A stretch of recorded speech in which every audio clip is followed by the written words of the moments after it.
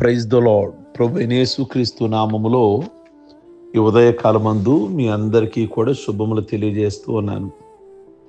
ఈ ఉదయకాలమందు కొన్ని మాటలు పరిశుద్ధ గ్రంథంలో నుండి మీ ముందు ఉంచాలని ఆశిస్తున్నాను.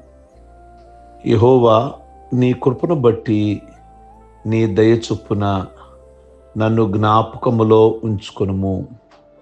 కీర్తన గ్రంథము 25వ కీర్తన 7వ వచనము. ఇక్కడ నెంబర్ 1 నీ కృపను బట్టి, నెంబర్ 2 నీ దయ చొప్పున, మూడోది నన్ను జ్ఞాపకములో ఉంచుకొనుము. ఈ 3 విషయాలు క్లుప్తంగా మీ ముందు ఉంచాలని ఆశిస్తూ ఉన్నాను. నీ కృప ఎంతో అమూల్యమైనది దేవా, నీ కృప ఎంతో అమూల్యమైనది. నరులు నీ రెక్కల నీడను ఆశ్రయించుచున్నారు. కీర్తన 36వ కీర్తన 7వ వచనం. దేవుని కృప అమూల్యమైనది, అనగా వెలకట్టలేనిది. నరులు ఈ కృప అనే రెక్కల నీడలో దాచబడి ఉన్నారు. ఇశ్రాయేలు దేవుడైన యెహోవా రెక్కల క్రింద దాగి ఉండడానికి రూతు అనే ఆవిడను మోయాబు దేశము నుండి దేవుడు తీసుకొచ్చాడు. ఆయన సంపూర్ణమైన బహుమతి ఆమెకి ఇచ్చాడు. యేసుక్రీస్తు వంశావళిలో ఆ అన్యుల ప్రాంతము నుండి వచ్చిన రూతు అనే ఆవిడ చేర్చబడింది. యేసుక్రీస్తు ఆమెలో నుండి వచ్చారు, ఆ వంశంలో నుండి వచ్చారు. అమ్మోనీయుడు మోయాబీయుడు 10వ తరం వారైనను యెహోవా సమాజంలో చేరకూడదు అని మోషే ధర్మశాస్త్రంలో రాశాడు. కానీ మోయాబీయురాలైన, అదే అన్యురాలైన రూతు చేర్చబడ్డానికి కారణం కేవలము ఆయన కృపను బట్టే. తన అత్తను వెంబడించి దైవజనాంగమును ప్రేమించి స్నేహించి నిజదేవుణ్ణి ఆశ్రయించిన గనకే ఆమెకు ఈ మినహాయింపు ఇవ్వబడింది. ఏ మినహాయింపు? మోయాబీలు కానీ అమ్మోనీయులు కానీ ఇశ్రాయేలీల వంశంలో చేర్చబడడానికి వీల్లేదు. వాళ్ళు శాపగ్రస్తమైన జన్మగా బైబిల్ సెలవిస్తుంది. మరి రూతు అనే ఆవిడ మోయాబీరాలు. ఆవిడ మరి ఆ యోధా బెత్లెహేము అంటే దేవుని బిడలతో ఎలా చేర్చబడింది అంటే కేవలము దేవుని యొక్క కృపే. ప్రియ దేవుని బిడలారా, అయోగ్యురాలైన రూతును దేవుని కృప ఆ వంశావళిలోకి చేర్చింది. నిజంగా దేవుని కృప చాలా గొప్పది. ప్రియ దేవుని బిడలారా, నిజంగా దావీదు జీవితంలో కూడా అతను జనసంఖ్య చేసినప్పుడు, తప్పు చేసినప్పుడు జనాన్ని లెక్కించకూడదు, కానీ లెక్కించాడు. దేవుని దృష్టిలో అవిధేయుడయ్యాడు. రాజు అయిన దావీదు మీదకి దేవుని కోపము రగులుకొంది. ప్రవక్త అయిన గాదు దావీదు వద్దకు వచ్చాడు. దేవుడు నీ ముందు 3 ఆప్షన్స్ పెట్టమన్నాడు అన్నాడు. ఏమిటి ఆ 3? 1, నువ్వు జనాభాని లెక్కేయకూడదు కదా, జనాభాని లెక్కేసావు. లెక్కేసే ముందు దేవుణ్ణి అడగాలి కదా. అడగకుండానే ఎంత జనాభా ఉన్నారా నేను పరిపాలించే వారిలో అన్న గర్వంతో జనాభాని లెక్కేసావు. కనుక 3 ఏళ్ల పాటు కరువు రావాలని దేశం మీదకి నువ్వు చేసిన అవిధేయతకి. 3 నెలల పాటు శత్రువులు చేత తరమబడతావా? లేదు 3 దినాలు తెగులు రమ్మంటావా? ఈ 3 నువ్వు ఒకటి చెప్పాలి. నువ్వు చేసిన పొరపాటుకి నీవే కోరుకోవాలి. కనుక నన్ను పంపిన వానికి నేనేం ప్రత్యుత్తరం ఇయ్యాలో యోచించు అంటే దేవునికి చెప్పాలి అన్నాడు. అప్పుడు దావీదు ఏమన్నాడు తెలుసా అండి? అందుకు దావీదు, యెహోవా మహాకృప గలవాడు, నేను మనుష్యుల చేతిలో పడక ఆయన చేతిలోనే పడుదును గాక. నేను దేవుని చేతిలోనే ఉంటాను. కనుక దేవుడు మహాకృప కలిగిన వాడు అంటాడు. రూతు దావీదు ఆయన చేతిలో పడ్డారు, ఆయన కృపలో దాచబడ్డారు. ప్రియ దేవుని బిడ్డలారా, మరి మన సంగతి ఏమయ్యింది? ఆయన కృప మన ఎడల ఉన్నదంటారా? రెండోది నీ దయ చొప్పున.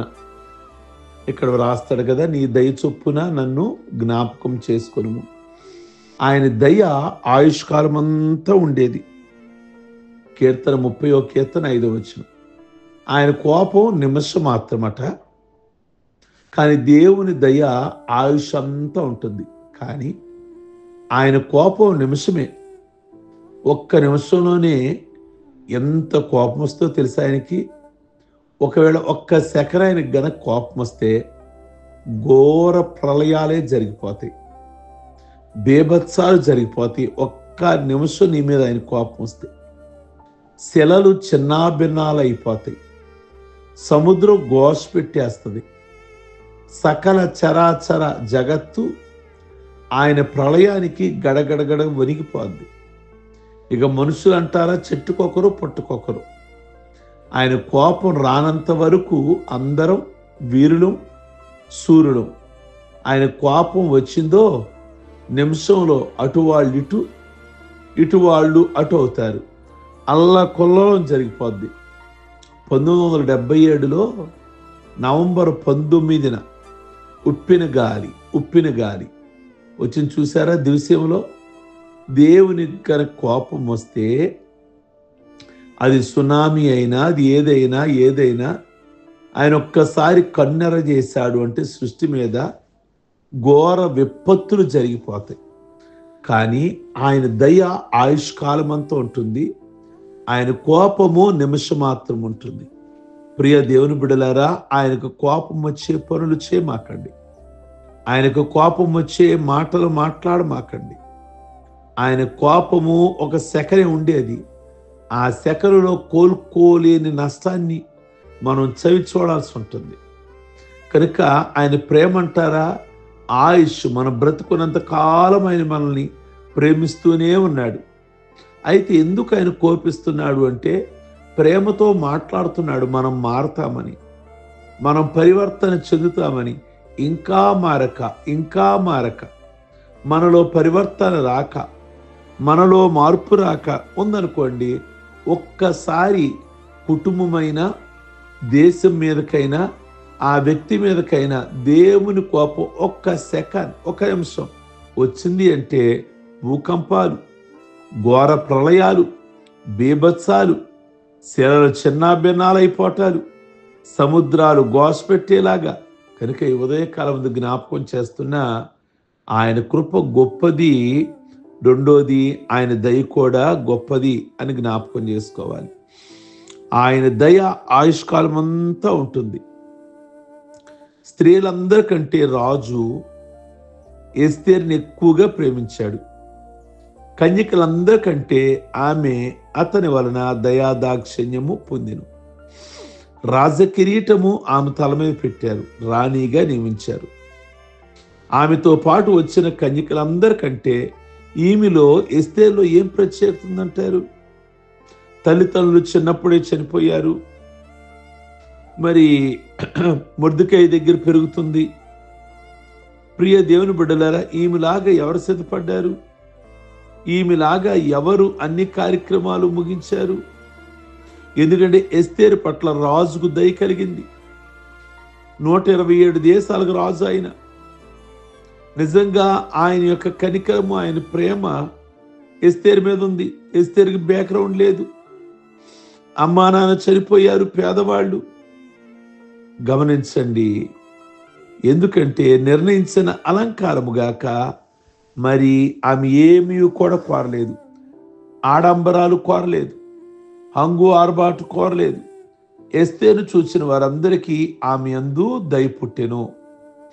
ఆమె విధేయత, ఆమె వినయము, ఆమె అంతరంగ సౌందర్యము రాజును లేక అక్కడున్న స్టాఫ్ అందరూ కూడా ముగ్ధులైపోయారంటే ఎస్తేరుని చూస్తే. రాజుకే కాదు, ఆమెను చూసిన వారందరికీ దయ కలిగెను. ఒక యువరాణి స్వయంవరంకు బయలుదేరింది. ఆమెతో మరికొంతమంది స్త్రీలు బయలుదేరారు ఒక రాజుని వివాహం ఆడటానికి. మార్గం మధ్యలో ఒక గొర్రె పిల్ల ముండ్ల పొదలో చిక్కబడి ఉండుట యువరాణి చూసింది. దాన్ని విడిపించడానికి రమ్మని ప్రక్కనున్న స్త్రీలను అడిగింది. వారు, మేము రాము, మా మేకప్ చెరిగిపోతుంది అని కొన్ని కారణాలు చెప్పి వెళ్ళిపోయారు. యువరాణి ఆ పొదలోనికి దూరి గొర్రె పిల్లను విడిపించి ఎంతో సంతోషించింది. ఆ చెరిగిన మేకప్తో స్వయంవరానికి వెళ్ళింది. యువరాజు తనకు నచ్చిన స్త్రీ మెడలో వేయడానికి దండతో బయలుదేరాడు. యువరాజు ఆమెను చూచి ఆశ్చర్యపోయి, ఏమిటి ఈ రక్తపు మరకలు, నీ ఒళ్ళంతా అలా గీసుకుపోయిందేంటి అని ప్రశ్నించాడు. అందుకు ఆమె అంది కదా, అయ్యా, నేను బాగుగా సిద్ధపడి బయలుదేరాను. దారిలో నోరులేని మూగజీవం ముండ్ల పొదలో చిక్కుకుంది. దాని మీద జాలితో వెళ్ళి నేను విడిపించాను. ఆ సమయంలో నా ఒళ్ళంతా ముళ్ళు గుచ్చుకొని ఇలా మారిపోయాను. యువరాజు కన్నీరు కాచాడు. ఆమె మెడలో దండ వేశాడు. ప్రియ దేవుని బిడ్డలారా, మన పరలోకపు రాజుకు మన ఎడల దయ కలగాలి. అంటే అలాంటి త్యాగనిరతి, అట్టి విధేయత, వినయ సంపద మనలో ఉండాలి. మన ఆడంబరాలు, ఐశ్వర్యము, ధనఘనతలు, కీర్తి ఇవన్నీ ఆయనకు అవసరం లేదు. ఎవరైతే దీనులుగా నలిగిన హృదయం కలిగిన వారై ఉంటారో, ఎవరైతే వణుకుచుంటూ ఉంటారో వారినే నేను దృష్టిస్తాను అని అన్నాడు. కనుక మొదటి మాట నీ కృపను బట్టి అనే మాటను మనం జ్ఞాపకం చేసుకున్నాం. రెండోది ఆయన దయ కూడా కావాలి అని జ్ఞాపకం చేసుకున్నాం. మూడోదిగా నన్ను జ్ఞాపకం ఉంచుకొనుము. ఒక్క మాటలో కీర్తనాకారుడు 3 విషయాలు రాస్తున్నాడు. యెహోవా, నీ కృపను బట్టి నీ దయ చొప్పున నన్ను జ్ఞాపకంలో ఉంచుకొనుము. కనుక ఆదికాండము 40:14 కాబట్టి నీ క్షేమము కలిగినప్పుడు నన్ను జ్ఞాపకం చేసుకొనుము. యోసేపు తల్లిదండ్రులు, అన్నదమ్ములు అందరూ ఉండి ఎవ్వరు లేని అనామకుడయ్యాడు. అందరూ మర్చిపోయారు, విడిచిపెట్టారు.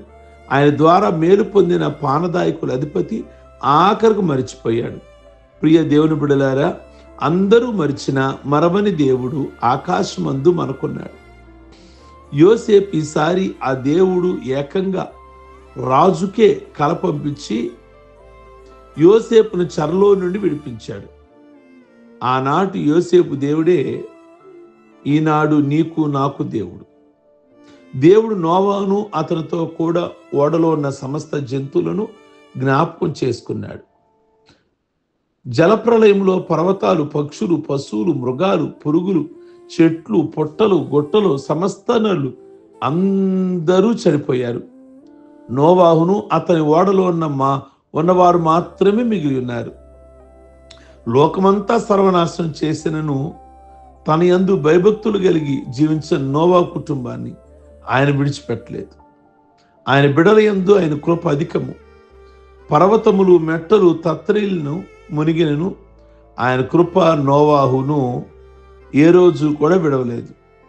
ఆయన కృప అవధులేనిది, విడవని కృప, ఎడబాయిని కృప. ప్రియ దేవుని బిడ్డలారా, ఈ ఉదయకాలం ముందు ఈ 3 విషయాలు జ్ఞాపకం చేసుకోమని. దేవుని కృప ఎంతో అమూల్యమైనది. ఆయన దయ ఆయుష్కాలమంతా నిలిచేది. నీవు నీ క్షేమము కలిగినప్పుడు నన్ను జ్ఞాపకం చేసుకునము. కనుక ఆయన మనల్ని జ్ఞాపకం చేసుకునే దేవుడు. ఈ ఉదయకాలమందు మిమ్మల్ని జ్ఞాపకం చేసుకుంటున్నాడు. ఆయన దయలో జ్ఞాపకం చేసుకుంటున్నాడు. ఆయన కృపలో జ్ఞాపకం చేసుకుంటున్నాడు. కనుక ఈ యొక్క ఉదయకాలమందు ప్రతి ఒక్కరూ కూడా ఆయన దయలో, ఆయన కృపలో, జ్ఞాపకములో ఉండవలసిందిగా మనం చేస్తూ ప్రార్థించుకుందాం. సర్వశక్తి కలిగిన తండ్రి, మీ కొందనాలు. ఈ ఉదయకాలమందు ప్రతి ఒక్కరూ మీ దయలో ఉండాలి, మీ కృపలో ఉండాలి. మూడోది జ్ఞాపకములో కూడా వారు ఉండాలి. మీకు స్తోత్రాలు చెల్లిస్తున్నాం. ఈ మాటలు ఈ ఉదయకాలమందు అనేకులకు దీవెనకరముగా ఉంచి, ఆశీర్వాదకరముగా ఉంచి, ప్రభు ప్రత్యేకమైన దీవెనతో నింపి, పెళ్లి రోజులు, పుట్టినరోజులు, బాప్టిజం పొందిన రోజులు చేసుకుంటున్న బిడ్డలందరినీ దీవిస్తూ ఆస్వాదిస్తూ ప్రతి ఒక్క విషయంలో కూడా మీరే మేలు చేయమని యేసు పరిశుద్ధ నామములో అడుగుచున్నాం తండ్రి, ఆమేన్. ఈ ఉదయకాలమందు ఈ మాటలు మీకు దీవెనకరంగా ఉన్నట్లయితే మీ బంధువులకి, మీ స్నేహితులకి ఫార్వర్డ్ చేయండి. అలాగే లైక్ బటన్ నొక్కండి. మీరు పొందిన మేలులు చాట్ బాక్స్లో తెలియచేయమని మనం చేస్తున్నాం. God bless you. ప్రభు మిమ్మల్ని దీవించును గాక.